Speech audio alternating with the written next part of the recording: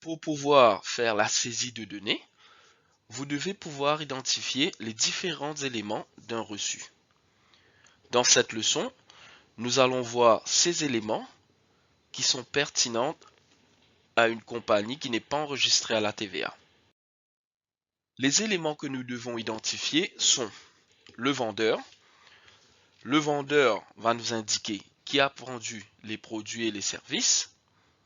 Le numéro de référence, c'est un numéro unique à chaque document qui nous permet de différencier ce reçu d'un autre reçu du même vendeur. Vous avez aussi la date de la transaction et aussi le code de la transaction.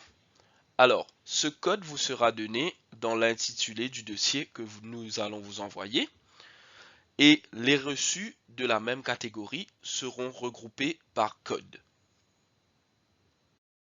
Nous allons essayer d'identifier les différents éléments sur ce reçu. Le vendeur. Alors, le vendeur est là, dans la plupart des cas, en haut du reçu. Le numéro de référence, la date de la transaction et le montant total. Nous allons réessayer encore une fois. Alors, le vendeur, en haut du reçu. Le numéro de référence, donc là c'est le invoice number. La date. Et finalement le montant. Encore une fois, nous allons essayer d'identifier les différents éléments. Le vendeur, toujours en haut du reçu. Le numéro de référence. La date. Et le montant. Le vendeur.